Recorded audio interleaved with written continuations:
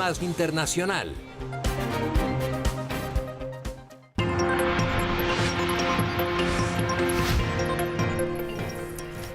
Buenas noches y mucha atención a información de último minuto. Hay pánico en el sur de Chicago. Un hombre abrió fuego en una de las zonas más peligrosas de la ciudad y varias personas se encuentran en estado crítico.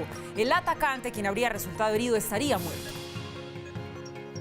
Este era el panorama cerca del Mercy Hospital and Medical Center de Chicago, en Illinois. Varias personas resultaron heridas, incluyendo un agente de policía que se encuentra en estado crítico. 6 personas habrían recibido impactos de bala, 4 de ellas en estado grave. Uno de los testigos que estaba dentro del hospital aseguró que a través del sistema de autoparlantes pedían que bloquearan cualquier acceso al centro médico como medida de precaución. Posteriormente fueron evacuados del lugar. Al menos 15 unidades médicas fueron enviadas al hospital. El sospechoso habría sido identificado como un hombre de 32 años, quien habría muerto. Bienvenidos nuevamente. Empezamos así esta emisión de Red Más Internacional. Hablamos a esta hora de lo que es noticia en este comienzo de semana alrededor del mundo y nos vamos para Guatemala, que nuevamente está en vilo por cuenta de la erupción del volcán de fuego. Más de 4.000 personas de varias poblaciones aledañas fueron evacuadas. Las autoridades mantienen la alerta roja por la actividad del coloso. Por quinta vez en lo que va corrido de 2018, el volcán de fuego despertó. Un resplandor ardiente que surgió del cráter encendió nuevamente las alarmas entre las autoridades guatemaltecas. La lava ha alcanzado alturas de hasta 500 metros, mientras que la columna de cenizas ha superado el kilómetro sobre el cono volcánico. La actividad hizo que miles de personas fueran evacuadas de varias aldeas de departamentos cercanos al volcán como Zacatepeques, Chimaltenango y Escuintla. En este último fue declarada la alerta roja. Cuando uno ve que está actuando así de esa forma el volcán, pues hay que tratar la manera de salir lo más pronto posible. Ya nos había quedado miedo y por ese motivo es que nosotros nos evacuaron al día de hoy, porque a las 12 de la medianoche nos trasladaron para este lugar. El coloso está ubicado a 50 metros al oeste de la capital guatemalteca. El 3 de junio de este año registró su erupción más poderosa y devastadora. El hecho dejó 194 víctimas mortales y por lo menos 1.700.000 afectados.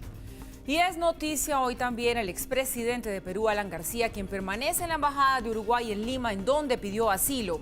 En las últimas horas, los mandatarios Martín Vizcarra de Perú y Tabaré Vázquez de Uruguay tuvieron una conversación telefónica en la que discutieron este tema. En esta, la sede de la Embajada de Uruguay en Lima, permanece el expresidente de Perú, Alan García, luego de solicitar asilo alegando persecución política. El exjefe de Estado tomó esta determinación después de que el 17 de noviembre de este año, un juez aprobara una solicitud de los fiscales para prohibirle a García salir de Perú durante 18 meses, mientras investigan las acusaciones por pagos ilegales de la constructora brasileña Odebrecht. En las últimas horas, el presidente de Perú, Martín Vizcarra, tuvo una conversación telefónica con su homólogo uruguayo Tabaré Vázquez. Dijo que espera una decisión acorde con la posición de la justicia peruana. Que va a ser expuesta a través de un documento que haremos llegar a más tardar el día de mañana a la República Oriental de Uruguay. El gobierno uruguayo está a la espera de recibir la información que suministren desde Lima para evaluar el pedido de asilo de Alan García.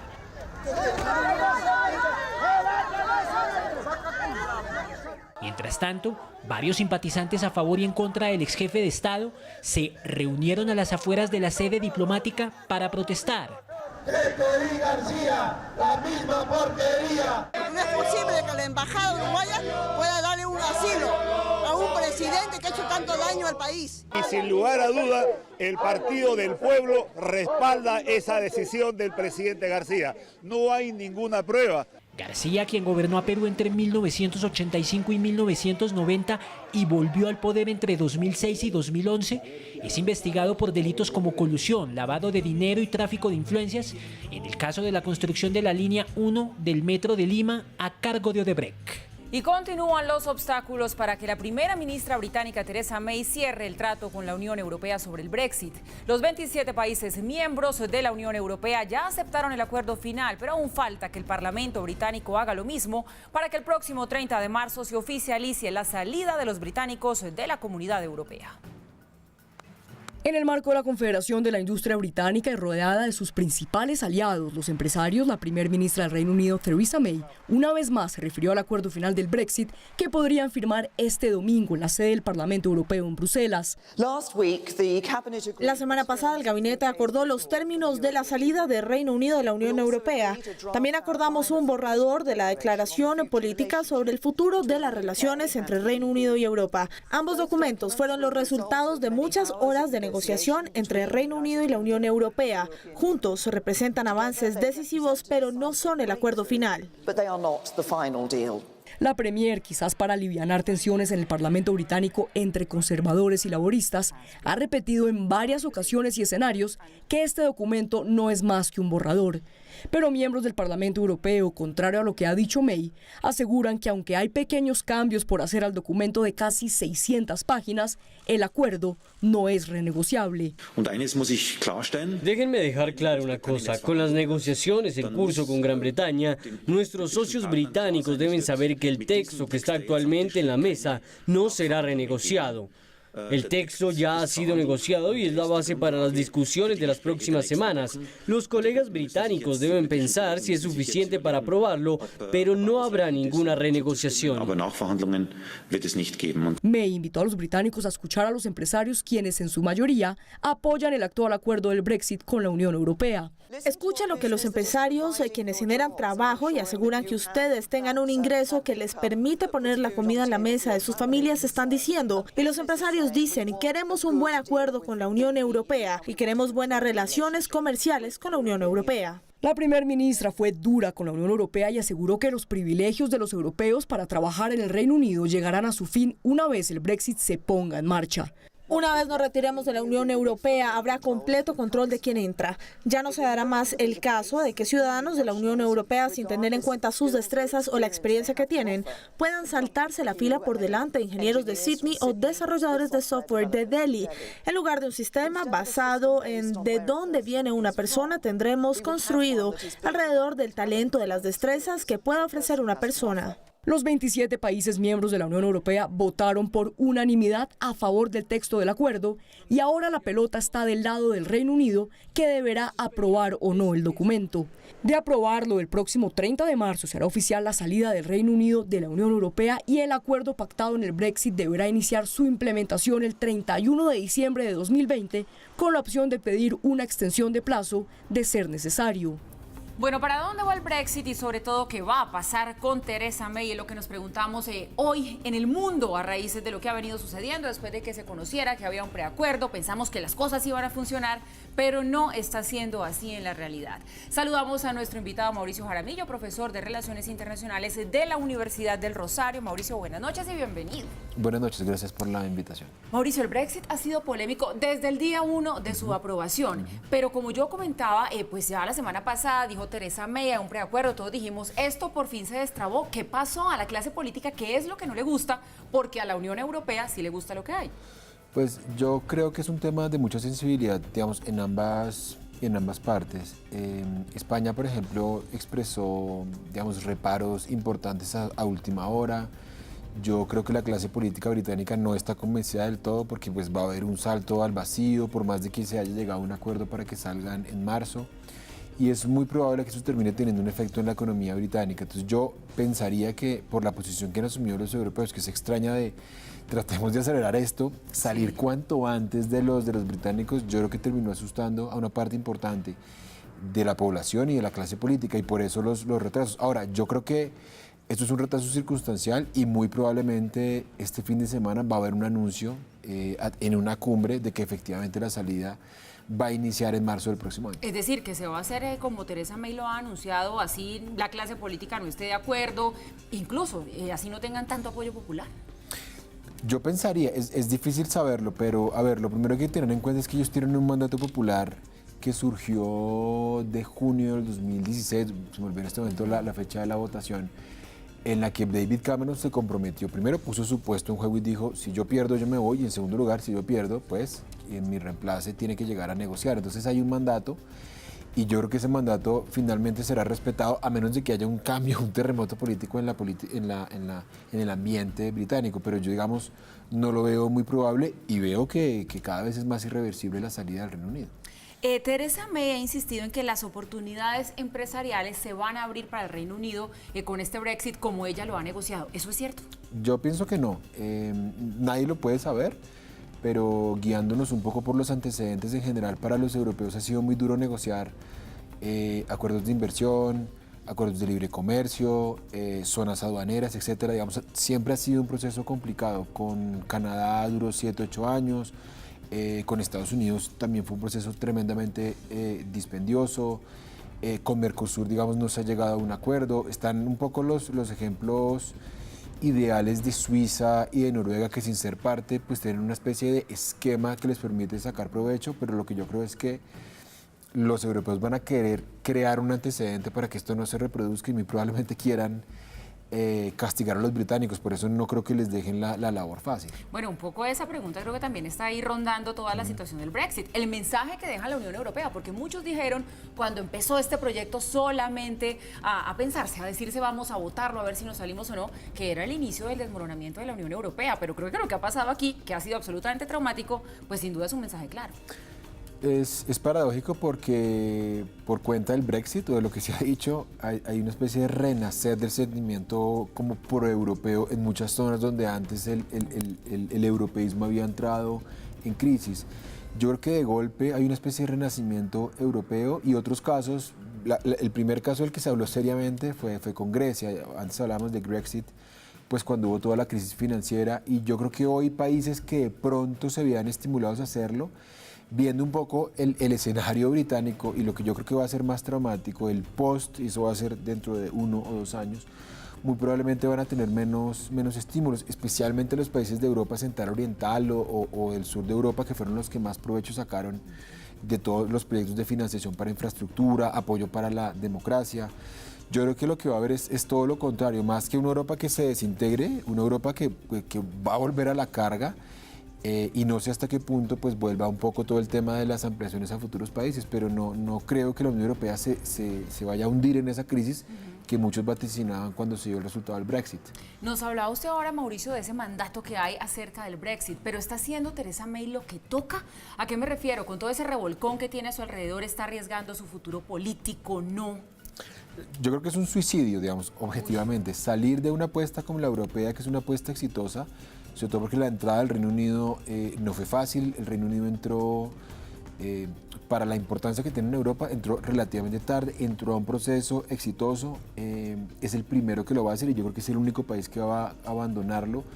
Yo creo que queda más aislado políticamente, queda en un estado de vulnerabilidad en términos de migración, en términos de régimen de inversión extranjera, en términos de comercio, pero pues, es un poco la dictadura de este tipo de consultas populares que obligan luego a los mandatarios a respetarla. E insisto, a menos de que haya un terremoto político en el Reino Unido, yo lo que veo es una voluntad de acero de May para concretar esta salida. Que por último, rápidamente para cerrar esta charla, cuando usted habla de terremoto político, pues es inevitable que se nos venga a la mente Boris Johnson, que dicen que sería el perfecto sucesor de Theresa May para coger las riendas de este proceso, y él sí es de Brexit duro, ¿o no? Sí, pero pues pienso que sería más riesgoso. De hecho, él era quien debió haber asumido las riendas. Claro, haberse quedado con el proyecto que él empezó. Y no lo hizo en buena medida. Yo creo que el Partido Conservador fue muy cauto y no creo que haya un consenso para que él llegue, porque se puede radicalizar y creo que no es el momento como para que la postura británica se radicalice. Creo que es el momento más bien de consensos para llegar al mejor acuerdo posible con Europa. Bien, pues muchísimas gracias. La verdad, este tema del Brexit creo que nos enseña todos los días algo diferente. Pensamos que iban a hacer las cosas y los procesos de otra manera, pero se complica cada vez más. A nuestro invitado Mauricio Jaramillo, profesor de Relaciones Internacionales de la Universidad de Rosario, le damos las gracias por haber estado con nosotros hoy aquí. Feliz semana para usted. Gracias, lo mismo. Y seguimos con la información. El gobierno de la canciller alemana Angela Merkel anunció que va a prohibir la entrada a 18 sauditas a su país por estar presuntamente vinculados en el asesinato del periodista Jamal Khashoggi. Mientras que Donald Trump asegura tener grabaciones escabrosas del día de su asesinato que no ha sido capaz de escuchar en su totalidad. El viernes pasado, en horas de la mañana, la Casa Blanca había anunciado sanciones en contra de 17 funcionarios saudíes por considerarlos cómplices en el asesinato del periodista Jamal Khashoggi. En horas de la noche, medios estadounidenses publicaron la noticia de que la CIA, la agencia de inteligencia de ese país, habría concluido que el príncipe heredero Mohammed bin Salman estaba relacionado en el crimen por ser quien dio la orden de asesinar al reportero. Pero hoy el presidente Trump anunció que aún está a la espera del reporte completo de la CIA y sea el resultado que sea, no romperá relaciones diplomáticas con el gobierno saudí.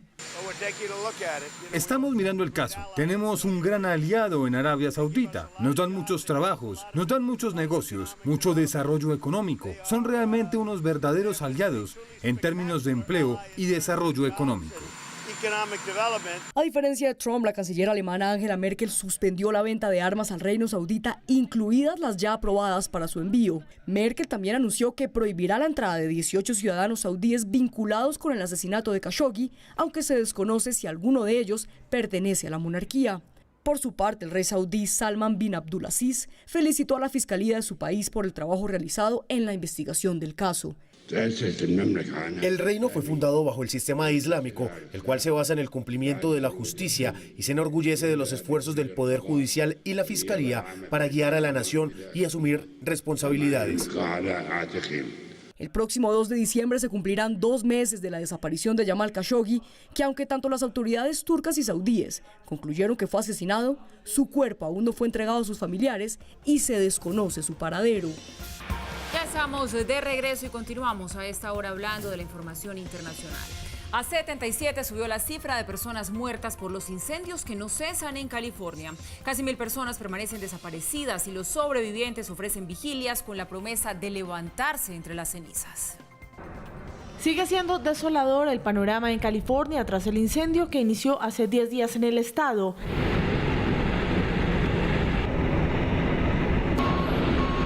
Más de 5.000 bomberos trabajan en la extinción de las llamas. Según las autoridades del Departamento Forestal y de Protección, el fuego ha consumido casi 60.000 hectáreas y está contenido en un 65%. Este incendio creció muy rápido, rapidísimo, simplemente debido a las condiciones climáticas, porque el ambiente era muy seco y las brasas soplaron por el aire, así que los vientos transportaban las brasas a través de las autopistas, incluso 1 milla de distancia a través de los lagos. Realmente no importaba, llevaba esas brasas muy por delante de los incendios. Empezaron nuevas llamas, por lo tanto, y debido a las condiciones climáticas, era todo muy seco. Explicaron el comportamiento de las llamas, la labor de los bomberos y por qué, más de una semana después, no ha podido ser controlado en su totalidad. El fuego creció tan rápidamente en el matorral que rodea esta área y también creció en los árboles. Y cuando entra a los árboles, también crea una lluvia de brasas. Así que fue un problema que se complicó y siguió creciendo. Los equipos de bomberos tuvieron que realizar la primera tarea, sacar a las personas de manera segura antes de que pudieran intentar apagar el fuego. Este fenómeno es muy difícil de combatir, ya que se está moviendo por el aire. La madre naturaleza lo lleva hacia donde corra el viento. Mother Nature carries it wherever the wind blows.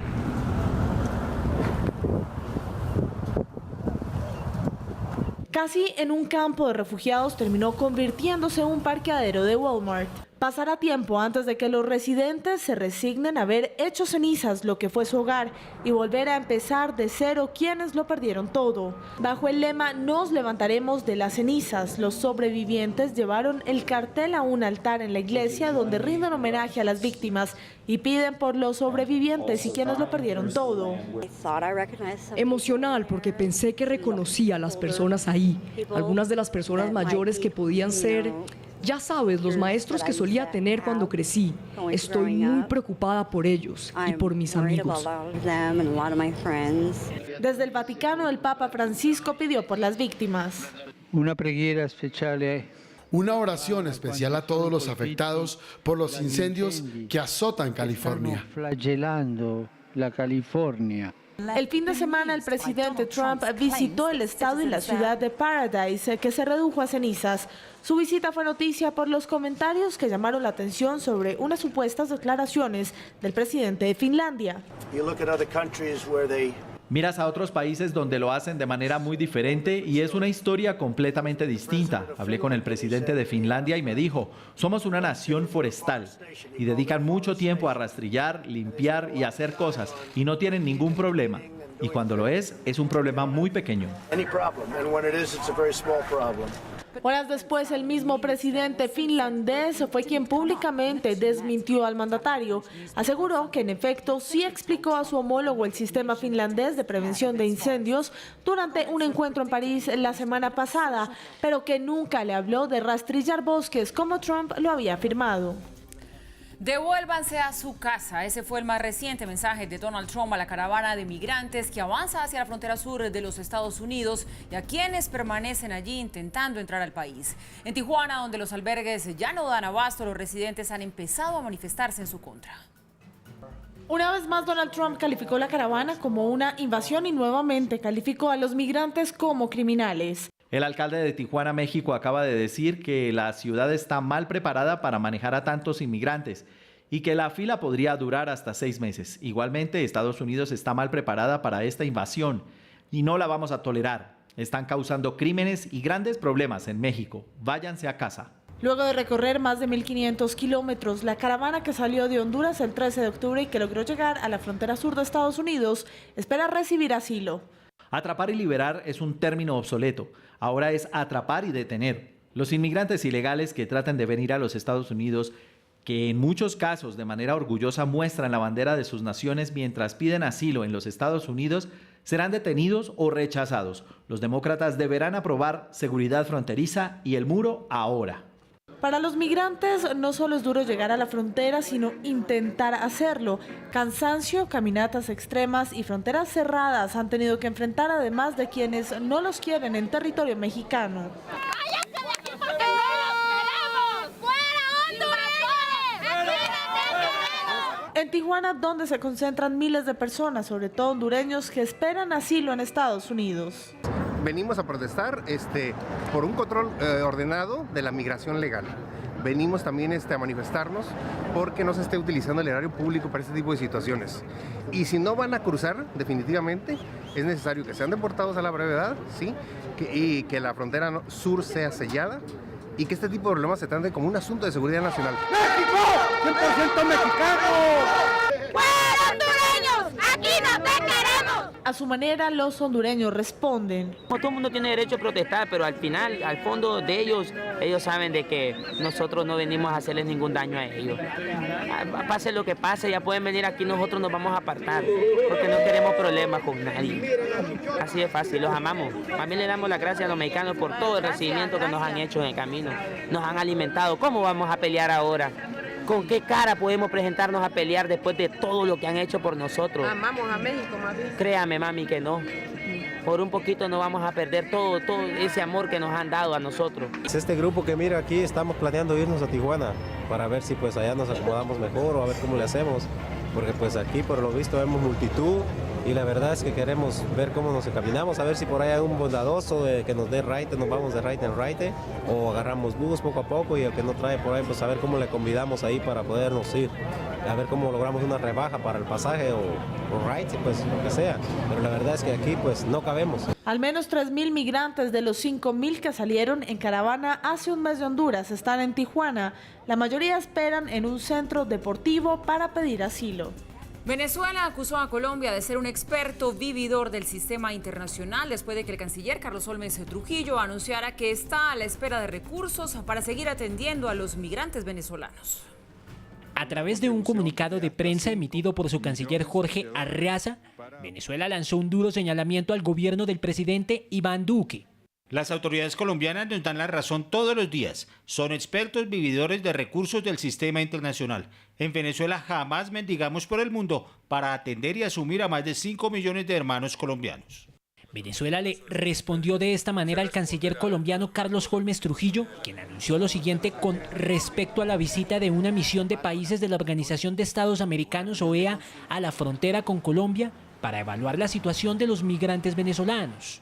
Y esperamos que de esa visita y del informe que va en proceso de elaboración en la Organización de los Estados Americanos, se desprendan más acciones tendientes a conseguir recursos que nos permitan hacer intervenciones de urgencia en los puntos más críticos que reciben el impacto de la crisis migratoria. El 12 de noviembre de este año, Arreaza ya había acusado a Colombia de romper la comunicación diplomática, pues sostuvo que no tenía contacto con el ministro de Relaciones Exteriores colombiano.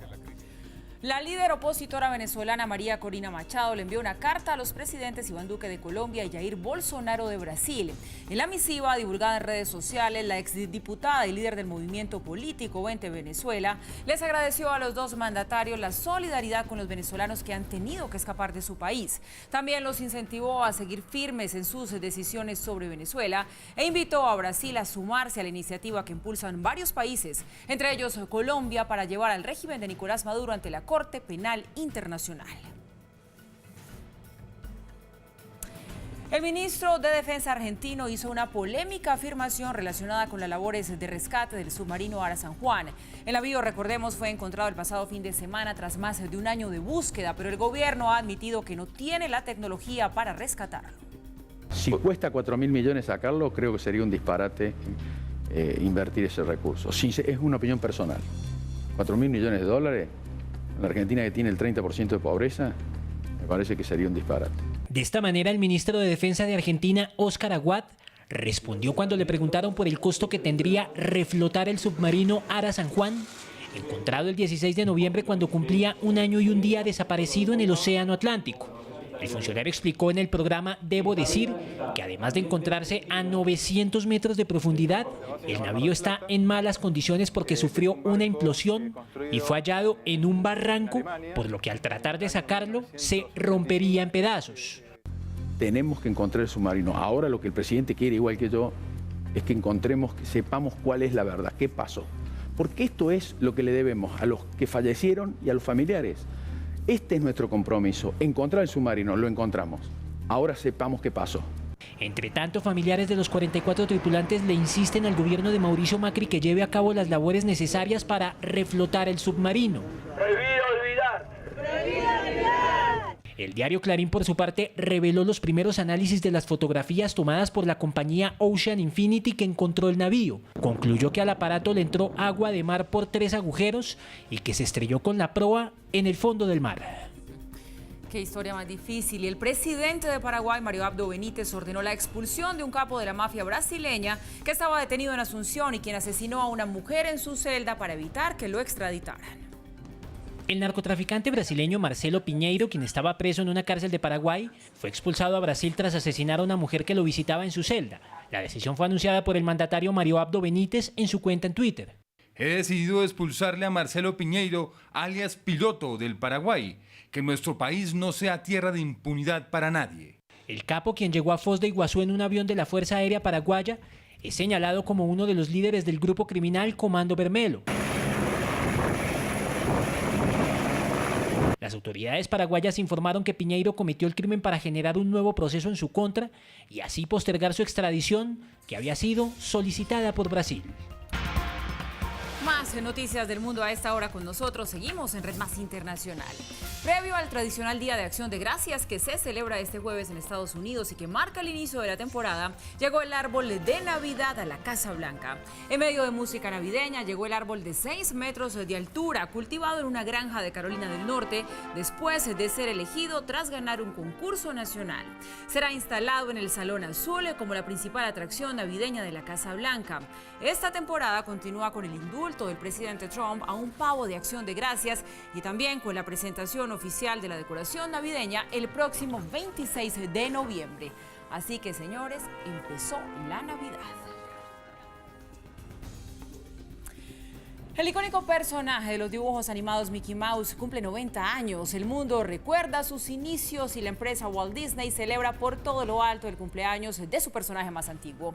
De blanco y negro a color, protagonizando películas y hasta ganando un premio Oscar, Mickey Mouse es sin duda el ratón más famoso del mundo.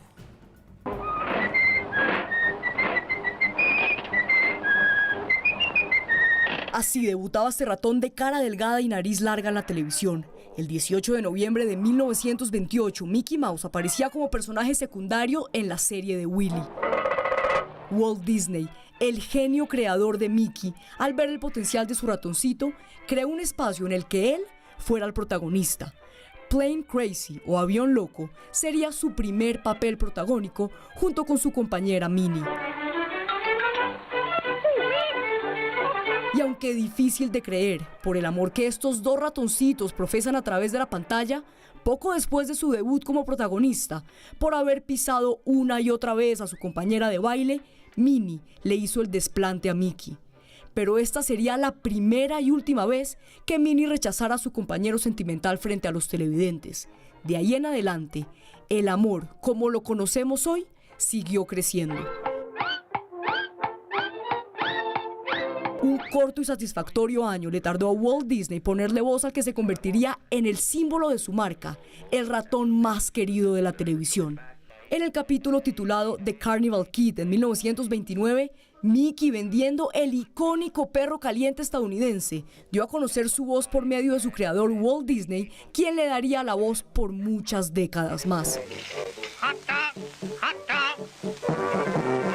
Y meses después de aparecer hablando ante sus espectadores, en tarima y subiendo el telón, Mickey apareció en el capítulo de Opry House con sus guantes blancos, los cuales desde ese momento nunca dejaría de usar.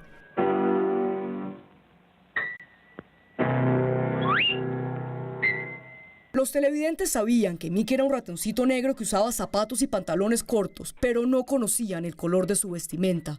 Fue entonces, en 1935, en el capítulo Band Concert, cuando los espectadores conocieron sus pantaloncitos rojos y sus simpáticos zapatos amarillos, así como también conocieron los colores de los atuendos de sus amigos de aventuras como Goofy y el inigualable Pato Donald.